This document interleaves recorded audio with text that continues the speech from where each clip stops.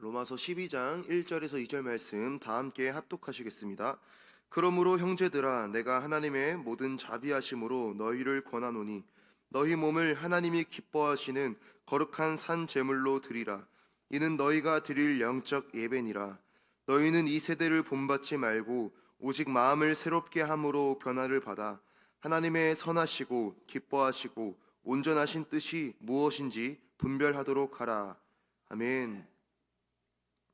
우리는 살아가면서 우리의 마음을 만족시켜줄 그 무언가를 끊임없이 발견하고 찾으려고 합니다.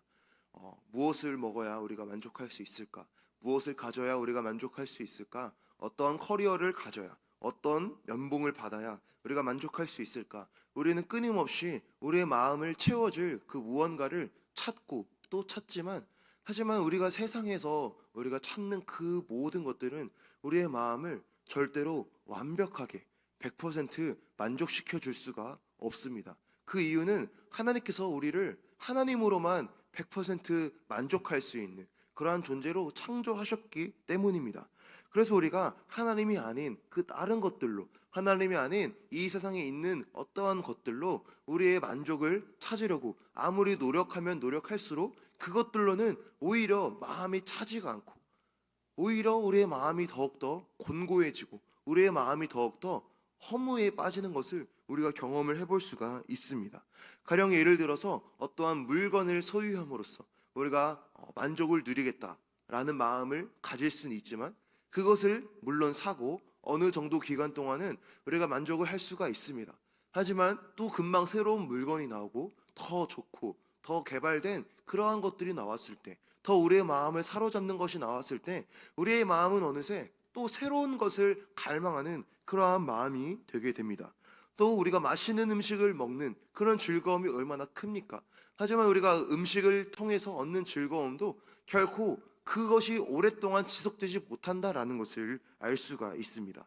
또 한편으로는 우리가 어느 정도 돈만 있으면 행복하겠다라는 마음이 있을 수는 있지만, 물론 그것으로 만족하시는 분들도 있겠죠. 하지만 우리가 돈이 많이 벌면 벌수록, 우리가 많은 것을 소유하면 소유할수록 더 많은 것을 갖고 싶어하고 더 많은 것을 누리고자 하는 그러한 욕심이 우리 안에 들어온다라는 것입니다. 결국 우리는 끊임없이 갈망하는 그런 상태에 빠져서 우리의 마음이 참된 만족을 누리지 못한다라는 것을 생각을 해볼 수가 있어요. 우리가 역사에서 가장 부유하고 가장 모든 이 세상의 것을 다 누렸다고 말하는 인물이 있는데 성경에도 등장합니다. 바로 솔로몬이라고 하는 왕입니다. 솔로몬 왕은 정말 그 이스라엘이 그 당시에 주변 나라에서 조공을 받고 주변 나라에서 정말 인정을 받고, 그 당시의 국권과 그 당시의 나라의 그런 부유함이 정말 전무후무했을 정도로 엄청난 부귀영화를 누렸던 그러한 왕입니다. 그래서 심지어 성경을 보면은 솔로몬이 밥을 먹는 집기 그릇조차도 황금으로 되어 있었다라고 말을 하고 있어요. 한번 상상해 봅시다. 우리가 밥을 먹는 깍두기를 담는, 김치를 담고 밥을 담는 그 그릇이 황금으로 되어 있다면 얼마나 기분이 좋을까요? 밥을 먹을 때마다 얼마나 자기 자신이 뿌듯할까요? 하지만 솔로몬은 정말 그러한 것들을, 부귀영화를 다 가졌지만 그가 고백하는 것은 결코 만족할 수 없다라는 것이죠. 그가 정말 이 세상에서 누릴 수 있는 모든 쾌락을 다 누렸던 사람입니다. 그는 정말 그 부인이 1,000명이나 될 정도로 이 세상에서 누릴 수 있는, 남자로서 누리는 그런 모든 쾌락을 다 누리고 살았던 그러한 사람이지만, 결국 그 솔로몬이 고백하는 것은 헛되다라는 것이죠.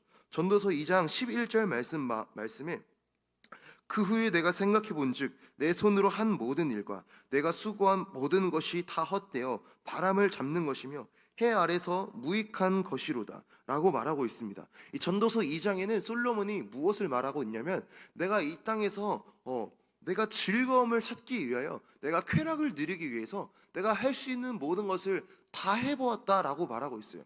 왕이니까 얼마나 다 할 수 있었겠습니까? 그 당시 왕이 절대 권력이고 왕의 말 한마디면 모든 것을 할 수 있는 그런 시대를 살아가면서 정말 자기가 할 수 있는 건 뭐든지 다 할 수 있는 그런 위치에서 자기가 쾌락을 탐구하기 위해서 모든 이 세상의 쾌락을 다 누려보았지만 결국에 고백하는 것이 다 헛되어 바람을 잡는 것이며 해 아래에서 무익한 것이로다라고 고백을 하고 있어요. 결국 우리는 이 솔로몬과 같은 삶을 살아보지는 못했지만 이 솔로몬의 고백을 힘입어서 생각을 해볼 수가 있는 것은 결국 우리가 정말 우리의 마음을 완전하게 만족시켜주고 완전하게 우리 마음을 채워줄 그러한 것은 이 세상에 있지가 않구나, 하나님께로 나아가야 되는구나 라는 것을 우리가 생각을 해볼 수가 있습니다. 또 솔로몬은 전도서 12장, 전도서의 마지막 즈음에 이렇게 고백합니다. 너는 청년의 때에 너의 창조주를 기억하라. 곧 곤고한 날이 이르기 전에, 나는 아무 낙이 없다고 할 해들이 가깝기 전에. 그 11장 12장에 오는 기간 동안 모든 이 세상에서 누릴 수 있는 것을 다 말하고 결국 그것이 다 헛되다라는 것을 말한 이후에 결국 그가 말하는 것은 너는 청년의 때에 너의 창조주 하나님을 기억하라 라는 것이죠. 곤고한 날이 이르기 전에, 나는 아무 낙이 없다고 할 해들이 가깝기 전에. 결국 그가 말하는 고백을 통하여 우리가 다시 한번 알 수 있는 것은 결국 창조주 하나님을 기억하는 것만이 우리의 곤고한 마음을, 우리의 그 갈망하는 마음을 완벽하게 채워줄 수 있다라는 것입니다. 성령은 우리가 하나님의 피조물로서 하나님과의 관계 아래에서 행복을 누릴 수 있다라고 말을 하고 있습니다. 에덴 동산을 보면은 아담과 하와가 그 처음에 죄가 들어오기 전 그 모습을 보면은 그들은 그 자체만으로 완전한 행복을 누리면서 살았을 것입니다.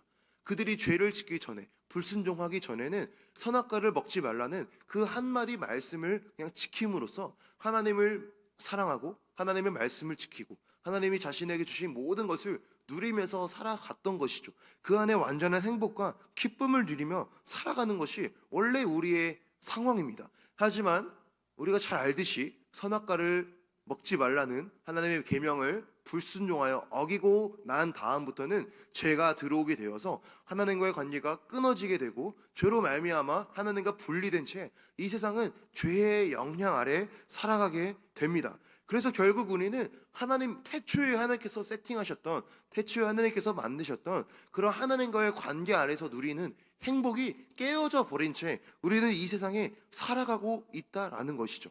결국 우리는 이러한 죄로 말미암아 깨어진 세상 가운데 다시 행복과 이 모든 것을 회복하려면 다시 우리는 하나님과의 관계를 회복하는 그러한 것이 필요하다라는 것을 알 수가 있습니다. 그럼 우리가 어떻게 하나님과의 관계를 회복할 수가 있습니까? 바로 예배입니다. 하나님 우리를 예배를 통하여 만나주시고 예배를 통하여 우리에게 하나님의 말씀을 알려주시고 들려주시고 자신의 뜻을 말씀해 주십니다. 우리는 이 예배를 통하여 하나님 앞에 나아갈 수 있고 하나님 앞에 우리의 뜻을 내려놓을 수 있고 하나님의 뜻을 우리 마음에 다시 한번 새길 수가 있는 것입니다. 우리는 이 진정한 예배를 경험할 때, 하나님의 영광이 임하는 예배를 경험할 때 우리의 마음 가운데는 주님이 주시는 그 평안함으로 충만하게 될 것입니다. 예배라는 말은 가치 있는 지위에게 적절한 영광과 존경을 표현하는 것을 의미합니다. 그래서 기독교적으로 말하면 가치 있는 지위, 가치 있는 대상이 누구입니까? 바로 하나님이시죠. 하나님에게 하나님이 받으시기에 합당한 그 영광을 올려드리는 것이 바로 예배이다라는 것입니다. 시편 96편 8절 말씀에서도 여호와의 이름에 합당한 영광을 그에게 돌릴지어다라고 말을 하고 있습니다. 우리의 모든 삶을 하나님께 영광 올리기 위한 그러한 예배로 충만해야 된다라는 것이죠. 또 우리가 여기서 생각해 보는 것은 결코 우리는 예배를 드리는 그 대상보다 예배를 드리는 사람이 앞설 수가 없다라는 것입니다. 예배를 드리는 대상보다 예배를 드리는 사람이 결코 높은 존재가 될 수가 없습니다.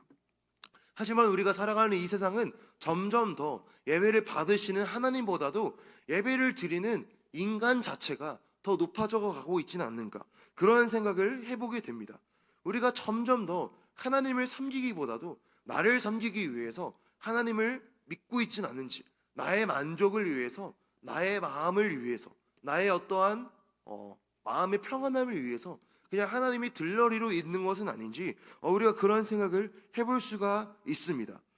우리가 한 가지 질문을 할 수가 있는데, 하나님을 위해서 우리가 있는 것인지 아니면 우리가 하나님을 위해 있는 것인지 우리가 이 질문을 반드시 해보아야 됩니다. 물론 우리가 이 대답은 누구나 다 똑같이 하나님을 위해 우리가 존재한다고 우리는 고백을 할 것입니다. 하지만 우리가 정말 우리의 삶 가운데 하나님을 섬기는 그 삶이 나의 어떠한 만족과 나의 쾌락과 나의 기쁨만을 위하여서 우리가 하나님을 그냥 들러리처럼 생각하고 있다면, 그냥 램프의 요정 지니와 같이 내 마음과 내 소원을 들어주기 위한 그러한 존재와 같이 하나님을 생각하고 있다면, 결국에 우리의 삶은 우리를 위해 하나님이 존재하는 것이냐 우리가 살아갈 수가 있다라는 것이죠. 제가 지난주에 한 어떤 영상을 보았는데, 미국에 있는 한 크리스천이 이렇게 고백을 했다고 합니다. 그 크리스천은 이제 스스로 말하길 크리스천인데, 그 사람은 여자 동성애자, 즉 레즈비언입니다. 레즈비언인데 말하기를 자기는 여자와 키스를 할 때 가장 큰 하나님이 주시는 평안함을 느낀다라고 말을 했어요. 인터뷰를 했어요. 그걸 보면서 저 사람은 진짜 하나님을 섬기는 것인가? 성경에 나와 있는 그 하나님을 믿는 것인가? 아니면 그냥 자기의 그런 쾌락을 합리화하기 위해서 그냥 자기는 자기 자신만을 위해 살아가는데, 자기의 마음을 편안하게 해줄 그냥 그 무언가, 그 대상을 그냥 하나님이라고 부르고 있진 않는가, 그런 생각을 해보게 됩니다. 이건 조금 극단적인 케이스일 수는 있겠지만, 우리가 정말 하나님이 중심되지 않는 그러한 삶을 살아가게 된다면 우리는 그냥 나를 위해서 하나님이 존재하시는 것처럼 생각을 해볼 수가, 생각하게 된다라는 것이죠. 결국 이거는 하나님을 섬기는 것이 아니라 자기 자신을 섬기는 것이고 곧 우상 숭배다라는 것을 알 수가 있습니다. 결론적으로 우리는 나의 쾌락을 위하여서, 나의 만족을 위하여서 하나님이 필요하다라는 것이 아니라, 정말 우리는 그 나를 구원하시고 나를 창조하신 그 하나님을 사랑함으로 그 주님께 우리의 모든 것을 드릴 때, 그 하나님과의 관계의 회복이 일어났을 때에 하나님께서 우리에게 주시는 그러한 진정한 평안과 기쁨을 우리가 누릴 수 있다라는 것을 생각을 해보아야 됩니다. 오늘 예배에 대해서 살펴보았는데, 오늘 로마서 12장 1절 말씀을 보면은 이렇게 권면하고 있습니다. 그러므로 형제들아, 내가 하나님의 모든 자비하심으로 너희를 권하노니 너희 몸을 하나님이 기뻐하시는 거룩한 산 제물로 드리라. 이는 너희가 드릴 영적 예배니라. 아멘. 바울은 우리의 몸을 하나님 앞에 거룩한 산 제물로 드리라라고 말을 하고 있습니다. 사실 제물은 제사를 드릴 때 짐승을 바치는 그것을 의미합니다. 제사를 드릴 때 그 짐승은 완전히 죽어지게 됩니다. 그렇다면 그 의미는 정말 내 자신을 죽여서 하나님이 인신제사를 하라는 것인가? 나를 죽이라는 것인가? 그런 1차원적인 문자적인 의미가 아니라 나 자신을 거룩한 산 제물로 드리라는 것은 그 말 그대로는 우리 자신은 살아있지만 우리 자신을 하나님 앞에 온전히 드려진 제물과 같이, 죽어서 온전히 드려진 제물과 같이 하나님의 뜻에 온전히 순종하는 사람으로 자기 자신을 드리라라는 것이죠. 결국 우리는 하나님의 말씀에 온전히 순종하는 그러한 자로 우리 자신을 드릴 때 그것이 하나님이 기뻐 받으시는 거룩한 산 제물이다라는 것이죠. 또 우리가 주목해야 될 것은 거룩한이라는 말입니다. 여기서 거룩이라는 표현은 하나님에게만 적용되는 그러한 표현입니다. 거룩은 완전하고 흠이 없고 죄가 없으시다, 그런 하나님의 상태를 표현하기 위해서 거룩하다라고 말을 하고 있어요. 결국 하나님께서 우리에게 원하시는 것은 우리가 우리 자신을 하나님께 내어드릴 때 깨끗한 상태로 드릴 것을 원한다라는 것이죠. 우리의 마음이 정말 죄로 물들어 있거나, 우리의 마음이 음란으로 가득해 있거나, 우리의 마음이 미움이나 시기나 질투나, 우리의 마음이 어떠한 그런 죄로 물들어 있는 채로 그냥 하나님께 드리는 것이 아니라 거룩하게 한 상태로 우리의 마음을 정결하게 하나님 앞에 정말 그리스도의 보혈로 깨끗하게 한 그 상태로 주님께 드릴 것을 주님은 기뻐 받으신다라는 것이죠. 이것이 결국 하나님께 받으실 우리의 영적 예배다라는 것을 말해주고 있습니다. 우리의 삶은 이처럼 하나님 앞에 우리의 삶을 영적인 예배로 드려야 되는 것입니다. 오늘 설교의 제목이 예배와 삶의 형성인데, 결국 우리의 마음을 무엇으로 형성할 것이냐, 우리의 삶을 무엇으로 형성할 것이냐, 그러한 질문 앞에 우리의 삶을 예배로 형성해야 된다라는 것이죠. 처음에 제가 말했던 대로 이 세상에서 우리가 갈망하는 이 세상에 있는 것들로는 결코 우리의 마음을 100% 만족하게 채울 수 없다라는 것을 말씀드렸습니다. 결국 우리는 이 세상에 있는 것들로 우리의 삶을 형성하기 위해, 우리의 마음을 채우기 위해 노력하는 것이 아니라 예배를 통하여서 하나님으로 우리의 삶을 형성하도록 노력해야 된다라는 것이죠. 우리가 주님 앞에 우리의 삶을 예배로 형성할 때, 주님과의 관계가 회복이 될 때 하나님은 우리에게 완전한 평안과 회복을 주십니다. 미르바 던이라고 하는 신학자가 있는데 그분은 자신의 책에서 이렇게 표현하고 있습니다. 안식은 단순히 육체적 휴식이 아니라 영적인 쉼을 포함합니다. 우리는 하나님의 말씀과 기도를 통해 영적으로 회복되며 하나님과의 깊은 교제를 통해 진정한 안식을 경험할 수가 있습니다. 이 책에서 말하는 대로 우리는 하나님과의 교제를 통하여서 진정한 안식을 누릴 수가 있다라는 것이죠. 우리가 하나님 앞에 나아갈 때 하나님께서는 우리 마음에 진정한 평안을 주십니다. 그 평안은 곧 우리 마음의 안식입니다. 이 세상에 번잡하고 혼란스럽고 너무나 이 고된 이 세상을 살아갈 때 우리가 누릴 수 있는 안식은 바로 하나님과의 관계 안에서 누리는 안식이다라는 것이죠. 이렇게 우리는 이 하나님과의 관계를 회복할 수 있는 예배의 시간이 너무나 중요하다라는 것을 우리가 알 수가 있습니다. 예배는 우리의 마음을 하나님께로 돌리기 때문에 너무나 중요한 시간입니다. 우리가 이렇게 예배 신앙생활을 하고 있지만 우리의 신앙생활을 하게 한 그 첫 번째 그 시작점도 분명히 예배입니다. 저도 제가 사역자가 되기로 결심했던 것이 중학교 3학년 때 수련회에서 수련회 예배를 드리는데 그 수련회 때 정말 경험했던 하나님의 사랑이 너무나 뜨겁게 경험했기 때문에 그때 그냥 나도 모르게 하나님을 위해서 살겠습니다. 그런 고백이 나왔고 어찌됐건 하나님은 그 고백을 정말 신실하게 이끌어 주셔서 지금까지 인도를 해 주셨습니다. 이와 같이 우리가 주님을 만나고 거듭나고 우리가 주님을 만나고 변화가 되는 그 모든 시작점이 예배이기 때문에 우리의 삶에 있어서 그 예배를 바르게 세워야 되는 것은 너무나 중요하다, 너무나 필요한 일이다라는 것을 생각을 해볼 수가 있습니다. 우리 다시 로마서 12장 2절 말씀을 살펴보겠습니다. 너희는 이 세대를 본받지 말고 오직 마음을 새롭게 함으로 변화를 받아 하나님의 선하시고 기뻐하시고 온전하신 뜻이 무엇인지 분별하도록 하라. 아멘. 사도 바울은 영적인 예배로 너 자신을 드리라 라고 말한 이후에 이 세대를 본받지 말고 마음을 새롭게 함으로 변화가 되라 라고 말을 하고 있어요. 이 세상 가운데 하나님의 기뻐하시는 뜻이 무엇인지 분별하라 라고 말을 하고 있습니다. 왜 우리가 분별해야 되냐면 우리가 살아가는 이 세상이 죄로 말미암아 오염된 세상이기 때문입니다. 아까 말씀드렸던 대로 선악과를 먹은 이후에 아담 이후에 태어나는 모든 인류는 죄성을 지닌 채 태어나고 있고 살아가면서 일평생 짓는 것이 죄입니다. 그런 인류가 다스리고 활동하는 이 세상은 죄로 말미암아 망가진 세상이다라는 것이죠. 그러한 사람들이 살아가는 이 인류의 사회는 죄로 인해서 서로 상처받고 서로 마음이 상하여지고 죄로 말미암아 오염된 그러한 세상을 살아가고 있기 때문에 우리가 무엇이 하나님께서 기뻐하시는 일인지 그것이 아닌지를 분별해야 되는 것이 우리의 삶에 필요하다라는 것이죠.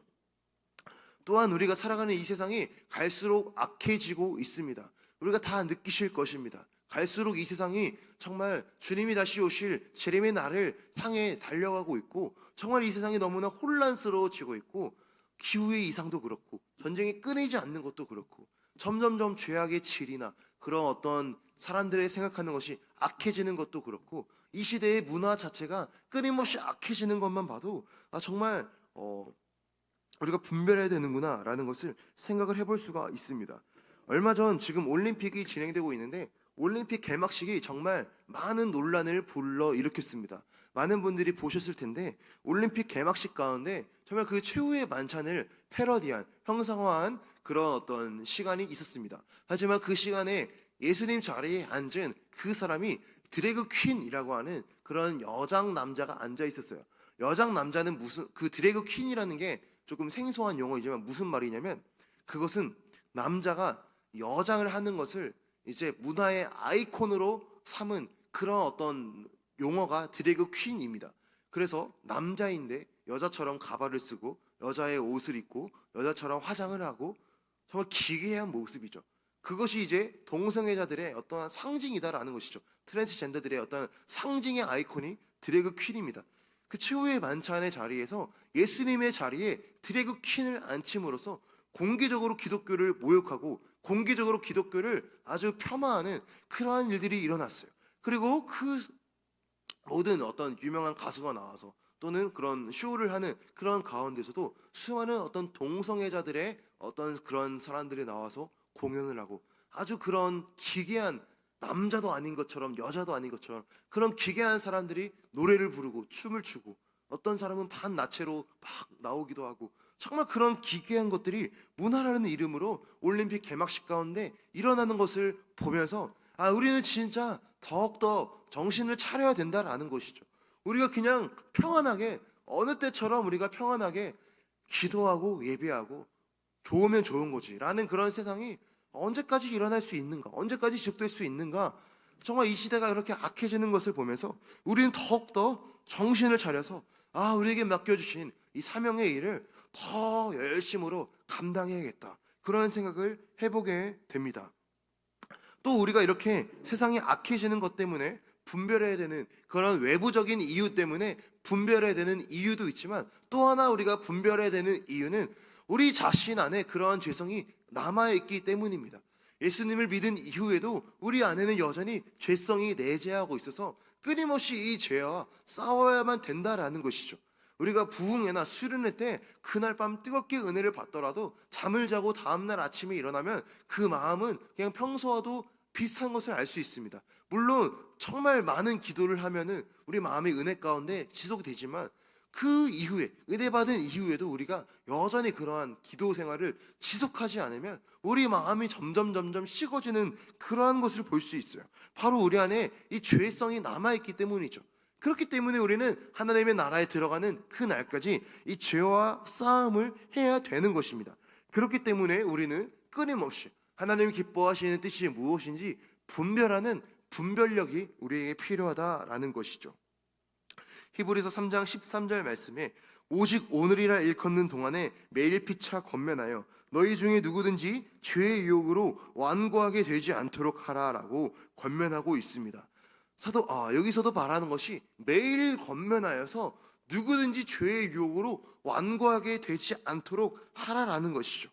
매일 권면하라는 것입니다. 매일매일 죄성이 올라오기 때문에, 매일매일 욕구가 올라오기 때문에, 매일매일 하나님을 떠나 그냥 내 마음대로 살고 싶은 마음이 끊임없이 올라오기 때문에 이 말씀을 통하여 권면하는 것이 우리에게 매일매일 있어야 된다라는 것을 생각을 해볼 수가 있습니다. 자, 이렇게 우리가 다시 예배에 대해서 생각을 해보았는데, 우리가 마지막으로 우리가 왜 예배로 우리의 마음을 형성해야 되는지, 예배로 우리의 삶을 형성해야 되는지 마지막 한 가지만 더 살펴보면은, 하나님께서는 우리를 구원하신 이후에 우리에게 사명을 맡겨주셨기 때문입니다. 하나님이 우리를 예수님으로 거듭나게 한 이후에 그냥 바로 천국으로 데려가면 너무나 좋겠죠. 그리고 예수님을 만나 변화된 이후 바로 천국에 간다면 얼마나 좋습니까? 이 고된 세상을 살지 않아도 되고 천국에서 영원토록 행복하게 살 수 있는데, 하나님은 그렇게 하지 않으시고 우리에게 이 땅에서의 삶을 맡기셨어요. 우리가 이 땅에서의 주님 나라 가는 그날까지의 삶을 살도록 이 땅에서의 삶을 디자인하십니다. 왜 이렇게 살아가야 되는 것인가? 아직도 이 세상에는 하나님을 알지 못하고 살아가는 수많은 사람들이 있기 때문에, 아직도 이 세상에는 하나님의 그 나라가 실현되어져야 되는데, 하나님은 사람을 통해 일하시기 때문에 우리를 통하여 그 일을 하시기를 원한다라는 것이죠. 결국 하나님은 우리를 청지기 삼으시고 우리에게 사명을 맡기심으로써 우리에게 하나님의 나라를 가꾸어 가는, 이 땅에서 많은 사람들을 돌보고 섬기는 그 역할을 우리에게 맡기셨다라는 것입니다. 그렇기 때문에 우리는 그 삶을 살아내기 위해서 예배로 우리의 삶을 형성해 내야 됩니다. 이를 위하여서 우리는 끊임없이 우리 안에 있는 게으름과 싸워야 됩니다.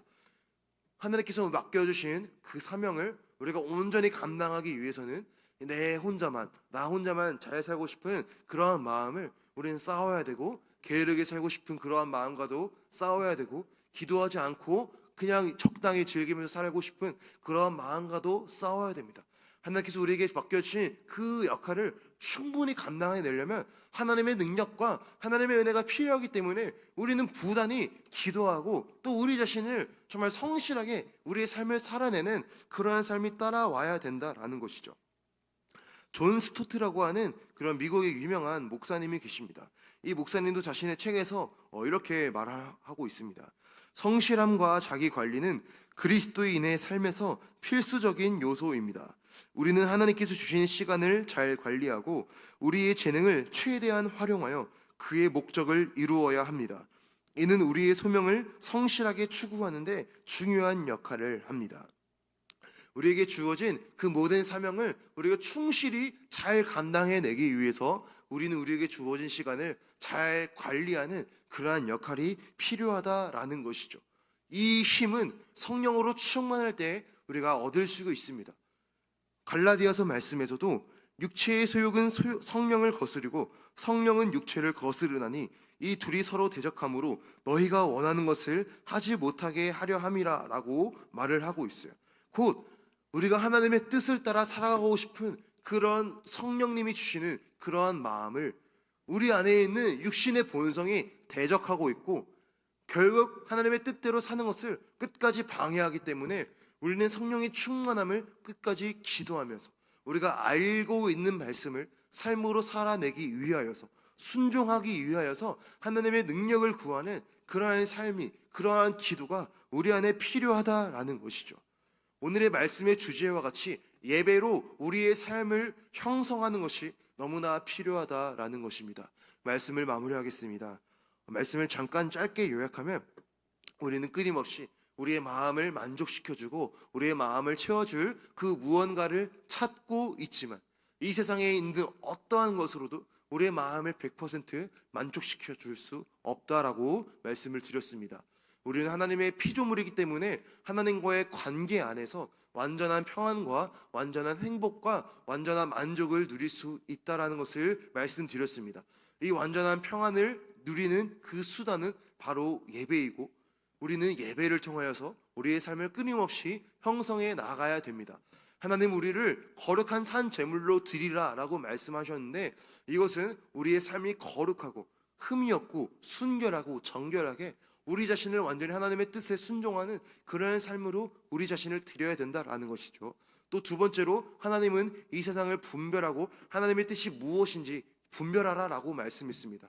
이 세상은 갈수록 악해지고 또 우리 안에 죄성이 남아있기 때문에 우리는 끊임없이 하나님의 뜻이 무엇인지 분별하는 분별력이 필요하다라는 것입니다. 결국 우리는 분별하고 하나님의 뜻으로 살아내기 위해서 하나님께서 우리에게 맡겨주신 그 사명을 온전히 감당해내는 삶을 살아내기 위하여서 성령의 충만함을 받아야 되는데, 그것을 위하여 우리는 기도해야 되고, 또 마지막으로 다시 예배로 우리의 삶을 형성해야 됩니다.